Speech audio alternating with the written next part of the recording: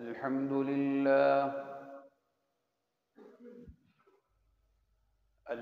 لله وحده، والصلاة والسلام على من لا نبي بعده. اللهم صل على سيدنا ومولانا محمد وبارك وسلم ثم صل عليه.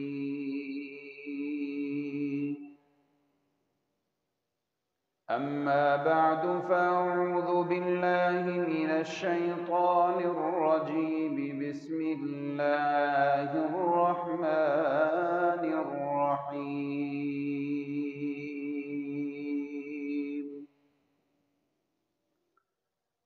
ثم أورثنا الكتاب الذين اصطفينا من عبادنا، فمنهم ظالم لنفسه ومنهم مقتصد ومنهم سابق بالخيرات بإذن الله.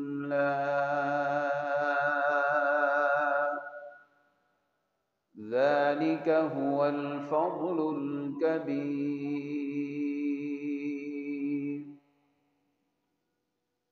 صدق الله مولانا العظيم. وقال النبي صلى الله عليه وسلم: عليك بتلاوة القرآن فإنه نور لك في الأرض وزخر لك في السماء، أو كما قال النبي صلى الله عليه وسلم. اللهم صل على سيدنا ومولانا محمد وبارك وسلم ثم صل عليه.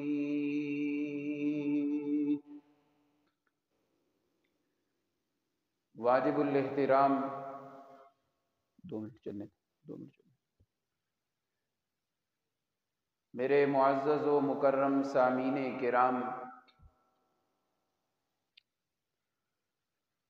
شعبان المعظم کا آخری جمعۃ المبارک ہے. رمضان المبارک کی خوشبو اہل ایمان کو محسوس ہو رہی ہے. اللہ رب العزت اس آنے والے مہمان مہینے کی ہم سب کو دل و جان سے قدر کرنے کی توفیق عطا فرمائے. اللہ کرے جیسے بارش ہوتی ہے،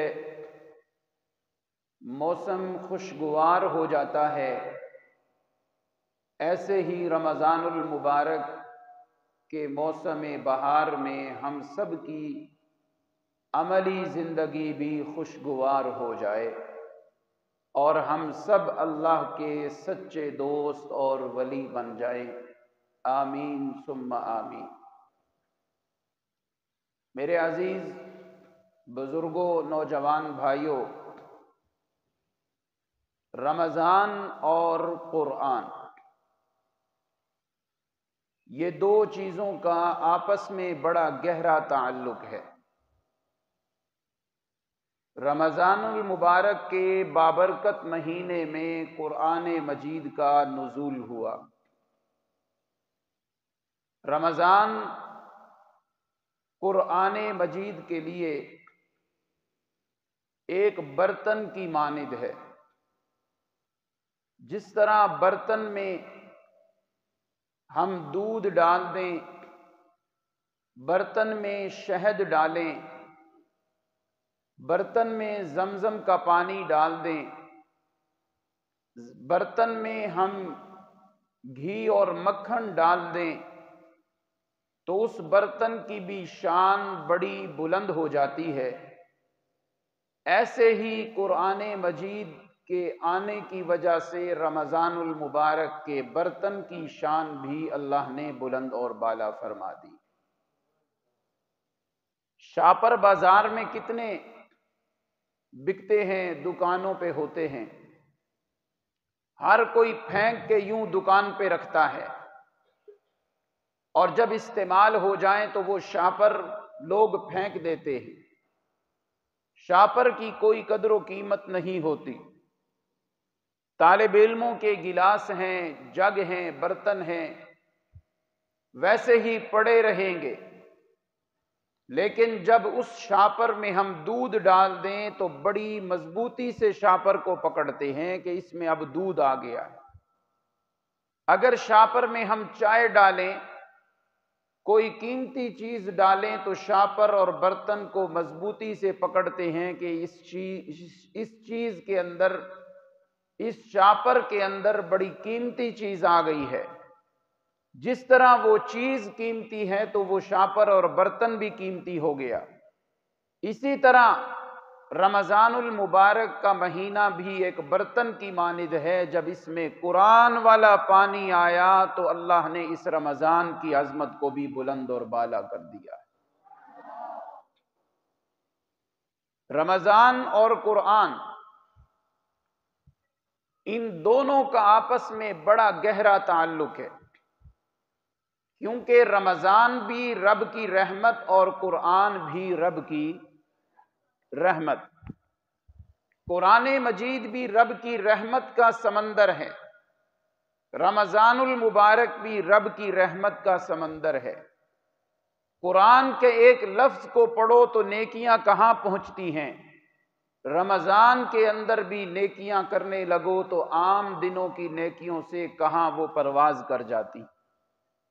یہ وہ مہمان مہینہ آ رہا ہے، جس طرح یوسف علیہ السلام کے 11 بھائی، ایک یوسف کی وجہ سے 11 بھائیوں کی بخشش ہو گئی۔ رمضان بھی یوسف علیہ السلام کی مانند ہے کہ اس میں رب سے سچی یاری لگاؤ تو 11 مہینوں کے گناہ بھی اللہ معاف فرما دیتے۔ حضرت یوسف کے بارے میں رب کا قرآن کہتا ہے لا تقتلوا یوسف، لا تقتلوا یوسف۔ جب رمضان بھی یوسف علیہ السلام کی مانند ہے تو پھر ہم بھی لا تقتلوا رمضان، رمضان کو قتل نہیں کرنا کہ رمضان آیا گزر گیا، نہیں، اس کو گزاریں گے، اس کی قدر کریں گے تاکہ ہم اسے قتل ہونے سے بچائیں۔ رمضان کا قتل یہ نہیں کہ اسے کوئی گولی ماریں گے، رمضان المبارک کا قتل یہ ہے کہ رمضان کی روح کو ہم بھول جائیں۔ روزے رکھنے کے بعد بھی جھوٹ ہو، روزے کے بعد بھی غیبت ہو، روزہ رکھنے کے بعد بھی رشوت ہو، روزہ رکھنے کے بعد بھی بددیانتیاں ہوں، حرام کی کمائیاں ہوں، ملاوٹ ہو، دھوکہ ہو، فراڈ ہو، تو یہ رمضان کی روح کو ہم نے قتل کر دیا ہے، رمضان کی قدر نہیں کی۔ حضرت یوسف علیہ السلام کو بھائیوں نے حقیر قیمت کے بدلے بیچ دیا۔ ہمارے بھی کچھ بھائی ایسے ہیں جو رمضان کو حقیر قیمت کے بدلے بیچ دیتے ہیں۔ رمضان میں تراویح، رمضان میں قرآن کی تلاوت، رمضان میں تہجد کا پڑھنا، یہ سارے وہ کام ہیں جن کی بڑی قدر ہے، مگر میں اپنی دکان کے حقیر پیسوں کی وجہ سے نماز میں پھر سستی، قرآن کی تلاوت میں پھر سستی، نماز تراویح میں سستی، اور تہجد پڑھنا آسان، اس میں غفلت، ماں باپ کا دل دکھانا، اسی طرح غیبتیں ہو رہی ہیں۔ یہ رمضان کو ہم نے حقیر پیسوں کے بدلے میں جو بیچ دیا، حقیر قیمت کے بدلے میں جو اس کی قدر نہیں کی، یوں ہی سمجھیں کہ ہم رمضان کے مہینے کا قتل عام کر رہے۔ اللہ اللہ۔ حضرت یوسف کو جب مصر کے بادشاہ نے لیا، مصر کی وہ شہزادی جو بادشاہ کی بیوی تھی، اس نے اپنے خاوند کو کہا اکرمی مثواہ عسیٰ ان ینفعنا، اس کی عزت کرو، گھر میں لاؤ رکھو، قریب ہے ہمیں نفع دے گا، اس کو ہم اپنا بیٹا بنائیں گے۔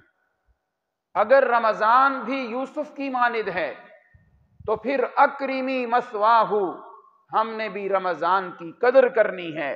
عسیٰ ان ینفعنا، عزیز مصر کی بیوی نے کہا تھا قریب ہے یہ یوسف ہمیں نفع دے، ہم بھی رمضان کی قدر و قیمت کریں تو عسیٰ ان ینفعنا، ایک وقت آئے گا یہی رمضان کی عبادت ہمیں بھی نفع دے گی، یہ رمضان کی عبادت ہمیں بھی بڑا فائدہ دے گی۔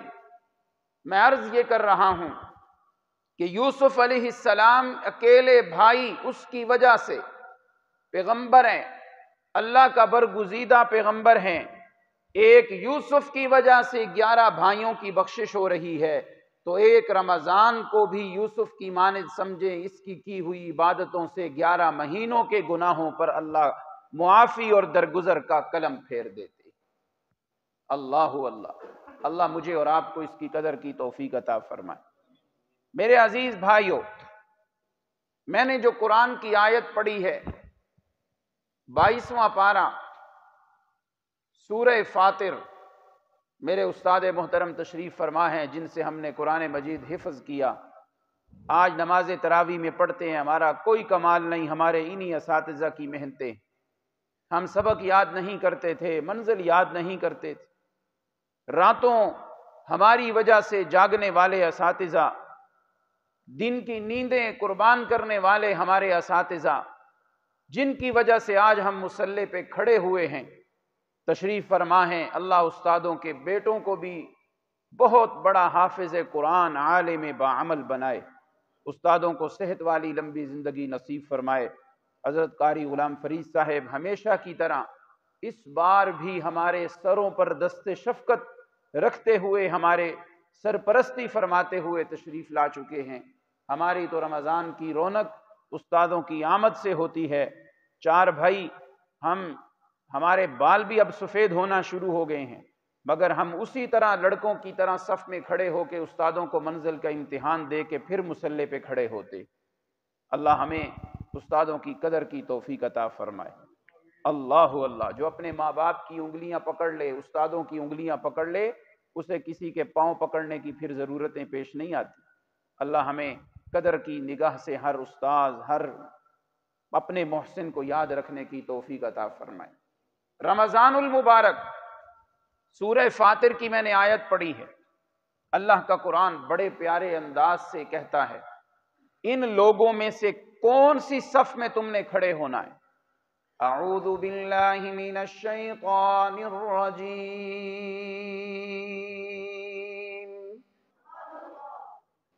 ثم اورثنا الكتاب الذین اصطفینا من عبادنا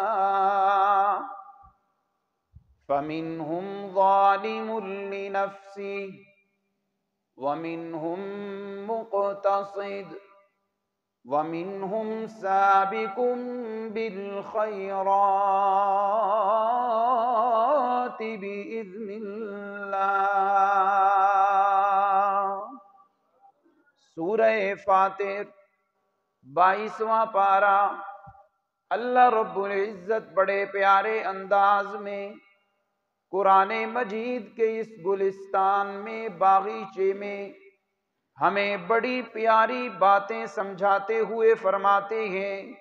اللہ فرماتے ہیں اس قرآن کی قدر کرنا، اس قرآن مجید سے اپنی یاری لگانا، قرآن مجید کو اپنے سینے سے لگانا، قرآن مجید کا پلہ تھام لینا، قرآن مجید سے کبھی منہ نہ موڑنا، قرآن سے کبھی روگردانی نہ کرنا، کبھی کامیابی نہیں ملے گی قرآن کو چھوڑ کے، کبھی عزت نہیں ملے گی قرآن کو چھوڑ کے، کبھی سکون نہیں ملے گا قرآن کو چھوڑ کے، کبھی تمہیں اطمینان نہیں ملے گا قرآن سے منہ موڑ کے، کبھی تمہارے گھر آباد نہیں ہو سکتے قرآن کو چھوڑ کے، کبھی تمہارے کاروبار پروان نہیں چڑھ سکتے قرآن سے منہ موڑ کے۔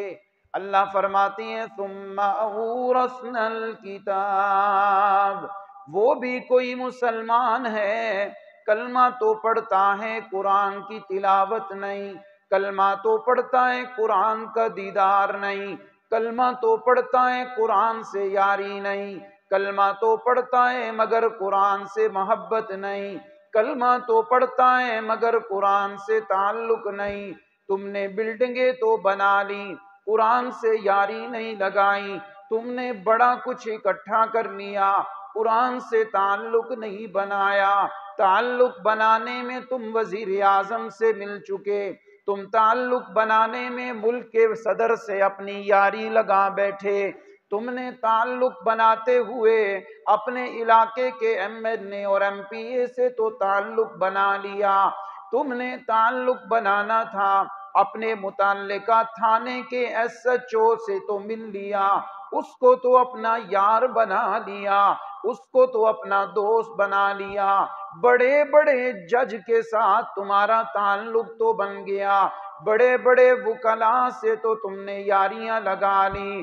ارے افسوس کی بات ہے، ان سے یاریاں بنانی تھی، ان سے تعلق بنانا تھا تو چل کے ان کے دروازوں پہ گئے، ان کے دفتروں کے باہر کھڑے ہو کے تم نے انتظار کیا، بڑے بڑے لوگوں سے تعلق بنانا تھا، تم نے گھنٹوں ان کی کالیں ملاتے رہے مگر تمہاری رسائی بڑی مشکل سے ہوئی۔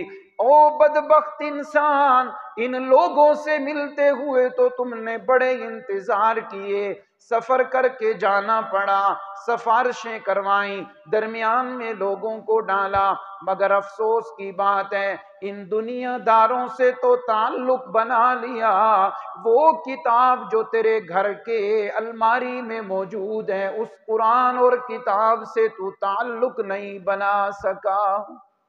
کتنے افسوس کی بات، دنیا داروں سے تو میں نے تعلق بنایا، چل کے میں ان کے ڈیروں پہ گیا، ان کے دروازوں پہ گیا، وہ کتاب جو میرے گھر میں آ کے مجھے بتا رہی ہے تیرا پیدا کرنے والا اکیلا اللہ، وہ کتاب جس نے گھر آ کے مجھے بتایا او بندے تیرا حاجت روا ایک اللہ، تیرا مشکل کشا ایک اللہ، تیرا بگڑی بنانے والا اکیلا اللہ، عالم الغیب اکیلا اللہ، حاضر و ناظر اکیلا اللہ، جی ہاں بگڑیوں کو بنانے والا، ڈوبی ہوئی کشتیوں کو پار لگانے والا، گنج بخش اور داتا اور غوث اعظم اکیلا اللہ، جس کتاب نے تجھے آ کے بتایا تجھے پیدا کرنے والا اکیلا اللہ ہے، عبادت کے لائق بھی اکیلا اللہ ہے، جس کتاب نے تجھے بتایا تیرے ماں باپ کے حقوق کیا ہیں، بہن بھائیوں کے حقوق کیا ہیں، پڑوسیوں کا حق کیا ہے، گاہک کے ساتھ تعلق کیسا رکھنا ہے، اپنے قریبی رشتہ داروں سے سلوک کیسا ہوگا، جس نے تجھے اسلام کا مالیاتی نظام سکھایا، اسلام کا سیاسی نظام سکھایا، وہ کتاب جس نے تجھے چلنا بھی سکھایا، بیٹھنا بھی سکھایا، سونا اور جاگنا بھی سکھایا، وہ کتاب جس نے تجھے اولاد کے حقوق بھی سکھائے، بیوی اور بچوں کے حقوق بھی سکھائے، وہ کتاب جس نے تجھے جہاد کا طریقہ سکھایا، حج بیت اللہ کا طریقہ سکھایا، عمرے کا طریقہ سکھایا، رمضان کی قدر و قیمت سکھائی، قرآن وہ کتاب جس نے تجھے دنیا میں آنے کے بعد سے لے کے تیرے قبر تک اور قبر سے بعد برزخ میں، برزخ کے بعد حشر میں تجھے ایک ایک پل کی باتیں سکھا دی، اس کتاب سے تیرا تعلق نہ بن سکا۔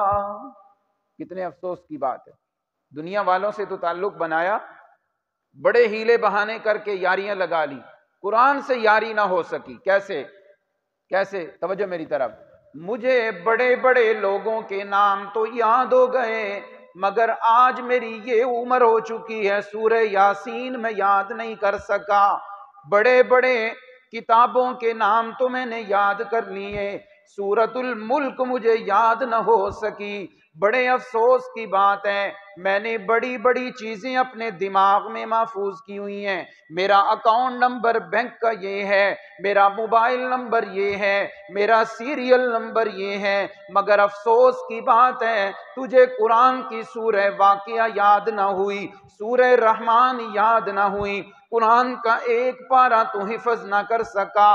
15 साल पुरानी बातें तो तुझे याद हैं, कुरान की आखिरी 10 सूरतें बगैर गलती के तू याद ना कर सका। फिर कैसा तू मुसलमान बनता है, कैसा तू मुसलमान है? तुझे ये तो याद होगा मुल्के पाकिस्तान की फुलां जंग उस सन में लगी, फुलां जंग ये हुई, फुलां कानून की किताब में ये लिखा हुआ है, फुलां कानून में ये बिल पास हुआ था, फुलां दौर में फुलां वजीर आजम था। मगर तुझे ये पता नहीं कुरान की कुल सूरतें कितनी हैं, मक्का में कौन कौन सी नाजिल हुई, मदीना में कौन कौन सी सूरतें नाजिल हुई, गारे हिरा में क्या नाजिल हुआ, कुरान की पहली वही कौन सी है, कुरान की आखिरी वही कौन सी है। तुझे बहुत कुछ याद हो गया, दुनिया जहान के कानून तो तुझे याद हो गए, मगर सूरह बकरा तुझे याद न हो सकी, आले इमरान तुझे याद न हो सकी। मेरे नौजवान पढ़ना शुरू कर कुरान, कुरान में 10 गलतियां तेरे एक सफ़े में आएंगी, एक पारे में तेरी 100 गलतियां तो आएंगी। फिर किस मुंह से हम मुसलमान बन रहे हैं, किस वजह से हम फख्र कर रहे हैं। माशरती अलूम तो तूने याद कर ली, इंग्लिश की बड़ी बड़ी पॉइंट्स तो तूने याद कर ली, मगर कुरान की सूरतें तुझे याद न हो सकी।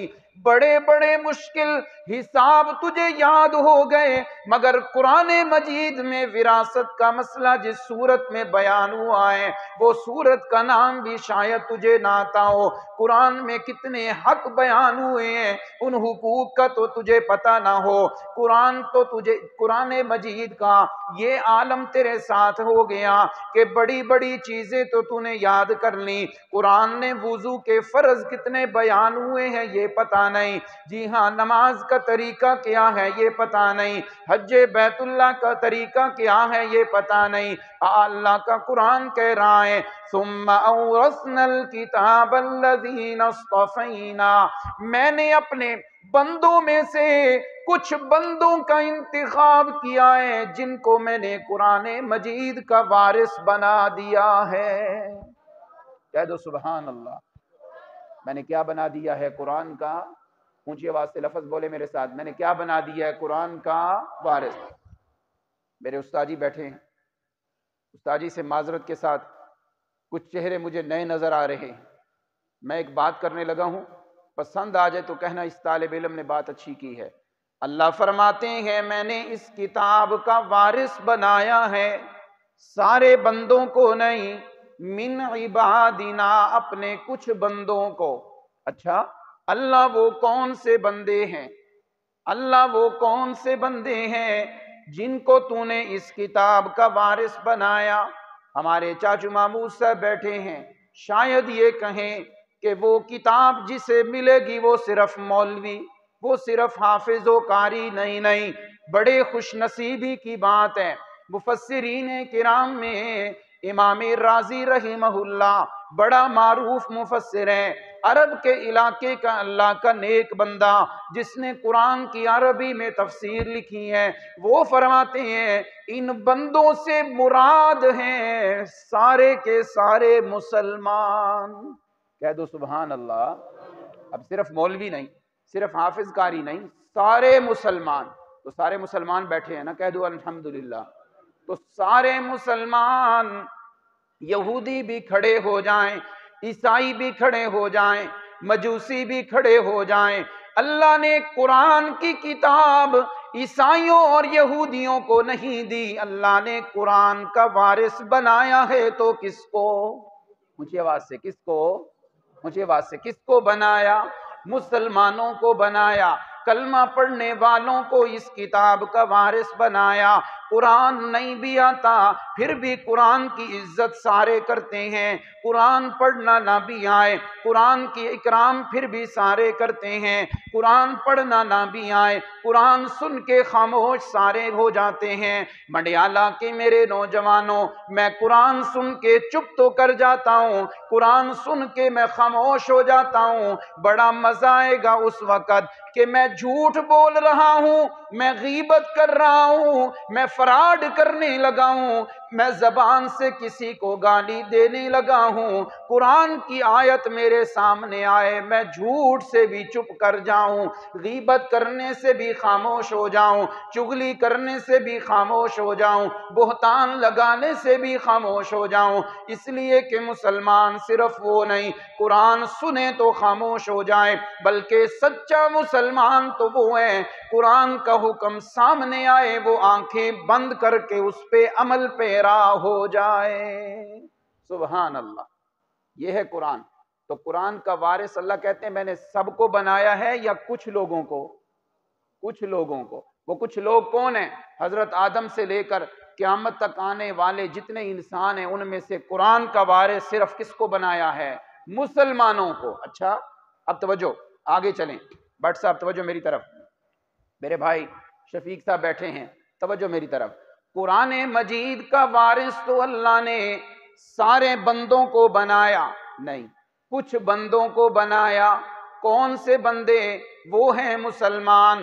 امیر ہے وہ بھی قرآن کا وارث، غریب ہے وہ بھی قرآن کا وارث، عربی ہے وہ بھی قرآن کا وارث، عجمی ہے وہ بھی قرآن کا وارث، مرد ہے یا عورت ہے وہ بھی قرآن کا وارث، داڑھی چہرے پہ ہے یا نہیں ہے وہ بھی قرآن کا وارث، ملک پاکستان کا ہے یا عرب و عجم کسی بھی خطے کا رہنے والا ہے وہ بھی قرآن کا وارث، عربی ہے قرآن کا وارث، دیوبندی بریلوی اہل حدیث ہے قرآن کے وارث، کوئی بھی بندہ ہے قرآن کی دولت جب مل گئی وہ قرآن کا وارث بن گیا۔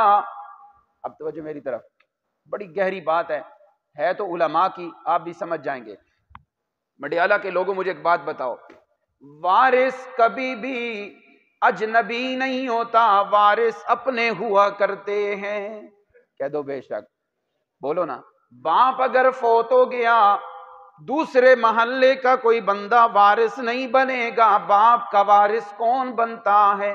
بیٹا، بیٹی، بھائی، یہ لوگ وارث ہوتے ہیں۔ تو اس کا مطلب یہ ہوا کہ وارث کوئی اجنبی نہیں ہوتا، وارث اپنے ہی ہوا کرتے ہیں۔ اللہ فرماتے ہیں اورثنا، میں نے سارے مسلمانوں کو قرآن کا وارث بنایا۔ اللہ کہنا چاہتے ہیں تم اجنبی نہیں، تم تو سارے قرآن کے اپنے ہو۔ کہہ دو سبحان اللہ، قرآن کے کون ہو؟ اپنے ہو۔ وارث کوئی دور کا نہیں ہوتا، وارث قریب کے ہوتے ہیں۔ چودھری اشفاق صاحب یہ بھی قرآن کے اپنے ہیں، میرا بھائی احمد بھی قرآن کا اپنا ہے، میرے بھائی سیف اللہ صاحب بھی قرآن کے اپنے ہیں، اس لیے کہ وارث دور کا نہیں ہوتا، وارث قریب کے ہوا کرتے ہیں۔ سارے مسلمانوں کو اللہ نے قرآن کا وارث بنایا، مطلب یہ ہے سارے قرآن کے اپنے ہیں، کوئی بھی قرآن سے دور نہیں ہے۔ وہ تو ہم دور ہوئے نا، جھوٹ بولا میں دور ہو گیا، رشوت میں نے لی میں دور ہو گیا، میں نے بہن کا حق کھایا میں دور ہو گیا، ہے قرآن کے ہم سب اپنے، وہ تو اپنی بدعملیوں سے ہم دور ہوئے ہیں۔ اچھا ایک اور بات سمجھ آ جائے تو کہنا اچھی بات کی ہے، توجہ میری طرف۔ وارث جو بھی ہو سب کو حصہ برابر نہیں ملتا، ایسی بات ہے نا، جتنے بھی وارث ہوں سب کو حصہ برابر نہیں ملتا۔ اصول یہ ہے بیٹے کا حصہ اور بیٹی کا حصہ اور، بہن کا حق اور ہے، بیوی کا حصہ اور، خامند کا حصہ اور، وراثت سب کو برابر نہیں ملتی، برابر نہیں ملتی بلکہ فرق ہوتا ہے، کسی کو زیادہ کسی کو کم، کسی کو کم اور کسی کو زیادہ، یوں وراثت کی تقسیم ہوتی ہے۔ اللہ فرماتے ہیں اورثنا الکتاب، ہم نے قرآن کا وارث تو سب کو بنایا ہے مگر قرآن سے تعلق سب کا برابر نہیں، کسی کا کم اور کسی کا زیادہ ہوتا ہے۔ اللہ اللہ، کوئی قرآن سے تعلق بناتا ہے، صرف قرآن کا ناظرہ پڑھ لیا، کسی کا تعلق بنا حافظ بن گیا، کسی کا تعلق بنا تجوید پڑھی تو قاری بن گیا، کسی نے تعلق بنایا قرآن کے غوطے، قرآن میں غوطہ لگا کر موتی باہر نکالے تو مفسر قرآن بن گیا، کسی نے تعلق بنایا مولانا حسین علی الوانی بن گیا، شیخ القرآن مولانا غلام اللہ خان بن گیا، پیر طریقت سید عنایت اللہ شاہ بخاری بن گیا، کسی نے تعلق بنایا تو قاضی شمس الدین بن گئے، کسی نے تعلق بنایا مولانا طاہر پنجپیری بن گیا، کسی نے تعلق بنایا تو مولانا امیر بندیالوی بن گیا، کسی نے تعلق بنایا جھوٹ چھوڑ دیا، کسی نے تعلق بنایا اس نے کہا میں وراثت میں فرق نہیں لگاؤں گا، کسی نے قرآن سے تعلق بنایا رشوت کو چھوڑ دیا، سودی کاروبار کو چھوڑ دیا، کسی نے تعلق بنایا تو ماں باپ کا دل دکھانا چھوڑ دیا، کسی نے قرآن سے تعلق بنایا 5 وقت کا نمازی بن گیا، کسی نے تعلق بنایا تو غریبوں سے تعاون کرنا شروع کر دیا۔ اللہ فرماتے ہیں اورثنا الکتاب، جس طرح وراثت سب کو برابر نہیں ملتی، کسی کو کم کسی کو زیادہ، اسی طرح قرآن سے تعلق تو سارے بناتے ہیں مگر قرآن بھی کسی کو برابر نہیں، کسی کو کم ملے گا کسی کو زیادہ ملے گا، کوئی قرآن پڑھے گا تو ساری رات پڑھنے اور سننے کا جی چاہے گا، کوئی قرآن پڑھے گا تو دل کی گرمی بھول جائے گی، کوئی قرآن پڑھے گا رات کے اندھیرے بھول جائیں گے، کوئی قرآن پڑھے گا جی چاہے گا قرآن پڑھتا رہے میں سنتا رہوں۔ اللہ فرماتے ہیں یہ قرآن سے تعلق بنانا تیرا کام ہے، تیری عزت کو بلند کرنا رب ذوالجلال کا کام ہے۔ اللہ اللہ، رمضان آ رہا ہے نا، انشاءاللہ قرآن سے تعلق بنے گا۔ تعلق یہی ہوگا نا پورا رمضان گزر جائے میں ایک پارہ بھی تلاوت نہ کروں، افسوس کی بات ہے، افسوس کی بات ہے۔ آپ یہ تو پتہ ہے فلاں جگہ سے یہ ایپ ڈاؤن لوڈ ہوتی ہے، یہ اکاؤنٹ ایسے بنتا ہے، یہ ایسے بنتا ہے، یہ ایسے بنتا ہے۔ افسوس کی بات ہے میرے نوجوانوں، 35 سال عمر ہو چکی ہے، 35 سالوں میں آپ کی زندگی میں بلوغت کے بعد کم از کم 15 کم از کم 25 رمضان المبارک تو آ چکے ہیں نا۔ کسی کی اگر 30 سالہ عمر ہے، 40 سال عمر ہے، 80 سال 50 سال عمر ہے، سچی بات بتانا کتنے سالوں میں نماز تراویح پوری پڑی ہے؟ بڑے وہ افسوس کی بات ہوتی ہے، مسجد میں نماز تراویح، میں دوستوں کا ہاتھ پکڑ کے پیزا کھانے جا رہا ہوں، لا حول ولا قوت الا باللہ، ناراض نہ ہونا، مسجد میں نماز تراویح اور میں بازار میں کرسیاں رکھ کے بیٹھ کے گپ شپ لگا رہا ہوں، یہ قرآن کے وارث ہیں؟ قرآن تو کہتا ہے میں نے سارے مسلمانوں کو اپنا وارث بنایا ہے، اب وراثت کو رکھ دو تو کوئی آ کے اٹھا کے لے جائے گا۔ قرآن سے وراثت تعلق یہ ہے کہ قرآن کہتا ہے مجھے سینے سے لگاؤ، میں تمہاری چھوٹی ہوئی ساری عزتوں کو بحال کر دوں گا۔ آج مجھے عزت نہیں مل رہی کیونکہ قرآن سے تعلق نہیں۔ قرآن سے تعلق کیا ہے؟ نماز تراویح ہو رہی ہے اور مجھے یاد آ گیا او فلاں کام کرنا تھا، میں جی شہر چلا گیا تھا، میں نے فلاں عیادت کرنی تھی، سارے کام نماز تراویح کے وقت یاد آ رہے ہیں۔ خدا را میرے بھائی ایک پھر موقع مل رہا ہے مجھے اور آپ کو، چھوڑیں دکان نے کیا کام آنا ہے، خدا کی قسم آپ کی سگی بیوی بھی 3 گھنٹے میت گھر نہیں رہنے دے گی، میت قبر کے حوالے کرو، اس بیوی کی وجہ سے تم کما رہے ہو، بیٹے اور بیٹیاں کہیں گی ابا جی کو قبر کے حوالے کرو، ان بیٹے بیٹیوں کی وجہ سے نماز تراویح چھوڑ کے دکان کھول کے بیٹھا تھا۔ جی ہاں، رشتہ دار بھی کہیں گے یار فلاں کام ہے جنازہ ٹائم پہ ہو، چکو بھی صحیح ہو کام تے جانا ہے۔ یہ رشتہ دار جن کی وجہ سے تراویح چھوڑ کے تو انہیں ملنے کے لیے عید دینے جا رہا تھا، عید کی نماز پڑھنے آئیں گے، کپڑے بڑے اچھے پہنے ہوئے ہیں، کپڑے سوٹڈ بوٹڈ ہو کے آگے ہیں، میری خوشبو بڑی برانڈ کی میں نے لگائی ہے، میں عید گاہ میں داخل ہوا سارے دیکھنے لگے کون سا اتنا بندہ عجیب آیا یار پیاری خوشبو لگائی ہے، اسی سے پوچھ کے دیکھو، کپڑے بڑے عالی شان، تراویحیں کتنی پڑھی ہیں، کپڑے بڑے عالی شان، قرآن کی تلاوت کتنی کی ہے، کپڑے تو بڑے عالیشان، خوشبو تو بڑی پیاری، تیرے نامہ اعمال سے کون سی خوشبو آ رہی ہے؟ خدا را ایک دفعہ پھر رمضان نے ہمیں موقع دیا ہے، پھر میرے رب کی رحمت یوں برسنے لگی ہے۔ ارادہ کرو ہاتھ اٹھا کے، اس رمضان میں پچھلے رمضان سے تبدیلی آئے گی انشاءاللہ، قرآن کی تلاوت کرو گے انشاءاللہ۔ میرے عزیز بھائیو، وہ بھی کوئی زندگی ہے۔ ادھر نماز تراویح میں حافظ قرآن سمندر کی طرح کشتی چلاتے ہوئے چیرتا پھاڑتا ہوا جا رہا ہے سمندر کو، ایک مثال ہے کیسے قرآن پڑھتا جا رہا ہے، اور ہم اس وقت بیٹھ کے جناب ٹی وی دیکھ رہے ہوں، VCR دیکھ رہے ہوں۔ خدا میں ہاتھ باندھ کے کہوں گا، یہ واٹس ایپ اور موبائل سے جان چھڑائیں۔ یہ جو آتے ہیں نا رمضان آفر پیکج، یہ آپ کے دشمن ہیں، دشمن۔ اور رمضان میں پیکج لگا کے کوئی دنیا داروں سے باتیں کرنی ہے؟ یہ رمضان تو ہے کہ دوسرے پیکج بھی بند کر کے رحمان سے تعلق بنائیں۔ یہ رمضان آفر پیکج ہے جی، اتنے منٹ فری ملیں گے، اتنا ڈیٹا آپ کو فری ملے گا۔ اور بھائی یہ ڈیٹا تجھے دے کے قرآن سے دور کر رہے ہیں، نماز سے دور کر رہے ہیں۔ وہ جس ٹائم تو اپنا ڈیٹا چلا رہا ہے وہ تیری تراویح کا وقت ہے، وہ تیری تہجد کا وقت ہے، وہ سحری اور افطاری میں دعائیں مانگنے کا وقت ہے۔ تو اس وقت پیکج لگا کے رمضان آفر کے نماز تراویح بھی ضائع کر دی، قرآن کی تلاوت بھی ضائع کر دی، دعاؤں کا وقت بھی ضائع کر دیا۔ نہیں نہیں، اورثنا الکتاب، قرآن کہتا ہے ہم کتاب کے وارث انہیں بنا رہے ہیں جو قرآن سے تعلق بنائیں گے۔ وراثت تو ملتی ہے سب کو، کسی کو کم یا کسی کو زیادہ، یہ رب کے اصول ہیں۔ آپ اپنی ہمت کا دیا جلائیں، قرآن سے تعلق سارے بنائیں گے انشاءاللہ، قرآن سے تعلق بنائیں گے انشاءاللہ۔ توجہ، ایک بات اور کرنے لگا ہوں، اچھی لگے تو کہنا اچھی بات ہے۔ یہ جو وراثت ہوتی ہے، وراثت، اس وراثت کے حاصل کرنے میں کوئی مشقت ہوتی ہے؟ بغیر مشقت کے مل گئی، بندہ فوت ہوا وراثت مل گئی، بندے کے حصے میں آ گئی۔ قرآن بھی کہتا ہے اوے ہلکا سا تعلق تو بنا کر دیکھو، وراثت آسانی سے مل جاتی ہے، میرے ساتھ ہلکی سی یاری لگاؤ، میں پورے کا پورا تمہارا بن جاؤں گا، مشقت ہی نہیں لگے گی۔ اللہ اللہ۔ پھر قرآن سے جب تعلق بنتا ہے تو پھر قرآن کی ایک شان یہ ہے، قرآن متاثر کرتا ہے، قرآن کسی سے متاثر نہیں ہوتا۔ توجہ میری جانب، ناراض نہیں ہوں گے انشاءاللہ، میں آپ کا چھوٹا بھائی ہوں، کسی کے بھتیجے کی جگہ پہ ہوں۔ قرآن کی تاثیر ہے، قرآن متاثر کرتا تو ہے، کسی سے متاثر نہیں ہوتا۔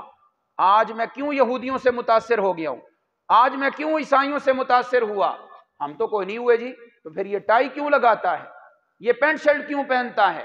اگر متاثر نہیں ہوا تو یہ بہن کو وراثت میں کیوں محروم کر رہا ہے؟ یہ متاثر نہیں ہوا تو داڑھی کیوں نہیں چہرے پہ رکھی؟ یہ متاثر تو ہوئے ہیں ہم ان سے۔ قرآن کسی سے متاثر نہیں ہوتا، قرآن متاثر کرتا ہے۔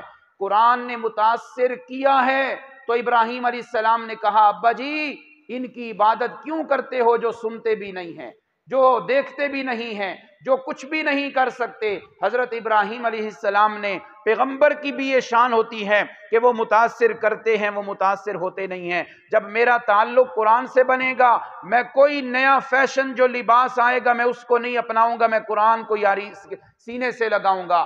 جب بھی کوئی نیا رواج آیا میں اس رواج کو پیچھے چھوڑ دوں گا، میں قرآن سے تعلق بناؤں گا، اس لیے کہ قرآن متاثر کر دیتا ہے، قرآن کسی سے متاثر نہیں ہوتا۔ تو پھر جب قرآن مجید سے یاری لگے گی، پھر مجھے یورپ کا فیشن متاثر نہیں کرے گا، یہود و نصارہ کے فیشن مجھے متاثر نہیں کریں گے، پھر میں دوسروں کو متاثر کروں گا۔ میرے دوست گپ شپ لگا رہے ہیں، میں نماز تراویح پڑھنے آ جاؤں گا، میں درس قرآن سننے آ جاؤں گا۔ میرے دوست بیٹھ کے گانے سن رہے ہیں، میں قرآن کھول کے پڑھنا شروع کر دوں گا۔ اس کا اثر یہ ہے جو بے نمازی ہیں وہ نمازی بن جائیں گے، جو قرآن نہیں پڑھتے وہ قرآن کے قاری بن جائیں گے، جن کا قرآن سے تعلق نہیں ہے وہ قرآن مجید کے ساتھ اپنا تعلق بنائیں گے۔ میں نے بات شروع کی، ثم اورثنا الکتاب، اللہ فرماتے ہیں ہم نے کتاب کا وارث بنایا۔ کتاب کا وارث بننے والے کون ہیں؟ سارے کے سارے، اونچی آواز سے بولو، سارے کے سارے مسلمان۔ اب ان وارثوں میں 3 کیٹیگریاں ہیں، فَمِنْهُمْ ظَالِمٌ لِنَفْسِهِ وَمِنْهُمْ مُقْتَصِدٌ وَمِنْهُمْ سَابِقٌ بِالْخَيْرَاتِ۔ اللہ کرے ہم سارے تیسرے نمبر والی جو کیٹیگری ہے اس میں آ جائیں، کہو آمین۔ سنیے، امام رازی رحمہ اللہ بڑی پیاری بات لکھتے ہیں، فَمِنْهُمْ ظَالِمٌ لِنَفْسِهِ، قرآن کے وارث تو سارے کے سارے مسلمان ہیں۔ اب ان وارثوں میں تین کس طرح کے لوگ ہیں؟ کچھ ظالم ہیں، اللہ بچائے، کچھ درمیانی چال چلنے والے ہیں، اور کچھ سب سے آگے سبقت کرنے والے ہیں۔ اب کیا مطلب؟ ظالم ایک درمیانی چال چلنے والا اور ایک ہے جو سب سے آگے بڑھنے والا۔ پہلے نمبر پہ ظالم کون ہے؟ جو قرآن کو پڑھتا ہی بالکل نہیں۔ آ رہا ہے رمضان المبارک، ایک رمضان ایک قرآن مجید بھی ختم نہ آدمی کر سکے، تکمیل نہ ہو سکے تلاوت کی، تو ظالم ہے۔ تراویح ہو رہی ہیں، قرآن پڑھا جا رہا ہے، یہ دکان پہ بیٹھا ہے، یہ اسی وقت دوستوں سے ملنا یاد آیا، یہ اسی وقت کام یاد آیا، 1 گھنٹہ لگتا ہے فرائض نوافل تراویح سمیت، 1 گھنٹہ نہیں نکال سکا۔ فَمِنْهُمْ ظَالِمٌ، تو کیسے قرآن کا وارث ہے؟ تو ظالم ہے۔ ظالم وہ ہے جو قرآن کو پڑھتا ہی نہیں ہے۔ وَمِنْهُمْ مُقْتَصِدٌ، دوسرے نمبر پہ قرآن کے وارث وہ ہیں جو قرآن پڑھتے تو ہیں مگر عمل کوئی نہیں کرتے۔ استاد جی دکان تاں کھولی دیے جدو صبح سورت یاسین پڑھ کے آئیے۔ قرآن دکان تب کھولتے ہیں جب قرآن کی تلاوت کر کے آتے ہیں۔ میرے بھائی قرآن پڑھ کے تو آتے ہو، قرآن پڑھ کے آ کے دکان کھولتے ہو، تو قرآن میں یہ بھی تو لکھا ہوا ہے ناپ تول میں کمی نہیں کرنی، اس پہ عمل کیوں نہیں ہوتا؟ قرآن میں یہ بھی لکھا ہوا ہے جھوٹی گواہی نہیں دینی، جھوٹا قلم نہیں چلانا۔ تو جج ہے، تو وکیل ہے، جھوٹی گواہیاں کیوں دے کے آتا ہے؟ قرآن پڑھ کے آ رہا ہے تو قرآن پہ عمل کیوں نہیں ہو رہا؟ ملاوٹ نہیں کرنی، دھوکہ نہیں دینا، گاہک سے جھوٹ نہیں بولنا، نظروں کی حفاظت کرنی ہے۔ قرآن پڑھ کے دکان پہ آتا ہے تو پھر جو قرآن مجید میں حکم ہے اس پہ عمل بھی کر کے دکھا۔ یہ 2 نمبر دوسرے نمبر کے وارث ہیں۔ اور تیسرے نمبر کے کون ہیں؟ قرآن پڑھتے بھی ہیں، قرآن پہ عمل بھی کرتے ہیں، اور قرآن دوسروں کو بھی سکھایا کرتے ہیں۔ کہہ دو سبحان اللہ۔ قرآن دوسروں کو بھی سکھاتے ہیں۔ میرا بھائی عمر کہتا ہے میں تو نہیں سکھا سکتا، میں خود پڑھ لوں تو بڑی بات ہے۔ میرے بھائی ٹھیک ہے، تو قرآن نہیں پڑھا سکتا، قرآن سکھا نہیں سکتا، یہ تو سکھا سکتا ہے نا کسی کو، چل یار نماز پڑھنے چلیں، تو نماز میں قرآن میں نماز کا تو حکم ہے، تو نے نماز کسی کو نمازی بنا دیا، تو نے قرآن سکھا دیا۔ کسی کو کہہ سکتا ہے یار روزے چھوڑتا ہے میرے ساتھ نہ بولا کر، تو قرآن تو نہیں سکھا سکا، قرآن کا ایک حکم تو سکھا دیا ہے۔ ایک بندہ یار ہے سودی کاروبار کرتا ہے، رشوت لیتا ہے، تو کہہ دے بھائی آج کے بعد تیری دعوت نہیں کھاؤں گا، پہلے رشوت چھوڑ۔ ٹھیک ہے، تو قرآن نہیں سکھا سکا مگر ایک حکم اس کو رشوت والا تو سکھایا ہے کہ رشوت چھوڑ پھر تیری میری یاری ہوگی۔ قرآن کے وارث سارے مسلمان ہیں۔ اب ان وارثوں میں کچھ ظالم ہیں، کچھ درمیانی چال چلنے والے ہیں، کچھ آگے بڑھنے والے ہیں۔ ظالم وہ ہیں جو قرآن پڑھتے ہی نہیں، درمیانی چال چلنے والے پڑھتے تو ہیں عمل نہیں کرتے، اور پہلے اور آخری نمبر پہ آگے بڑھنے والے وہ ہیں پڑھتے بھی ہیں، عمل بھی کرتے ہیں، اور دوسروں کو بھی اللہ کے قرآن کی تبلیغ کرتے ہیں۔ اللہ کرے مجھے اور آپ کو رمضان المبارک میں صحیح تعلق اللہ قرآن کے ساتھ نصیب فرما دیں۔ رمضان کا وہ روزہ رکھیں جس روزے پہ رب کی رحمتیں اترتی ہیں، وہ روزہ رکھیں کہ جس روزہ رکھنے کے بعد میرے اور آپ کے گناہ معاف ہو جائیں، وہ تراویح پڑھیں جس کے بدلے گناہ معاف ہو جائیں، وہ تہجد پڑھیں جس کے بدلے جناب والا ہمارے گناہ معاف ہو جائیں۔ امیروں کی تو افطاریاں ہوں گی، غریبوں کو بھی یاد رکھیں۔ بڑے کس کی خوشامد کر کے افطاری پہ بلواؤ گے، اس سے بہتر یہ ہے کہ اپنے محلے کی بیوہ کو یاد رکھنا، یتیموں کو یاد رکھنا، اپنے محلے کے غریبوں کو یاد رکھنا۔ تو نے افطار پارٹی پہ بڑے بڑے MNA کو تو بلا لیا، وہ یتیموں کو بھی یاد رکھنا، وہ بیوہ کو بھی یاد رکھنا، وہ بوڑھی عورتوں کو بھی یاد رکھنا، اپنے سگے بھائی کو بھی یاد رکھنا، اپنی غریب بہن کو بھی یاد رکھنا، اپنے بھتیجے اور بھانجوں کو بھی یاد رکھنا۔ پھر تیرا قرآن کے ساتھ صحیح تعلق اور رمضان کی تو نے قدر کرنی ہے۔ اللہ عمل کی توفیق دے۔ وما علینا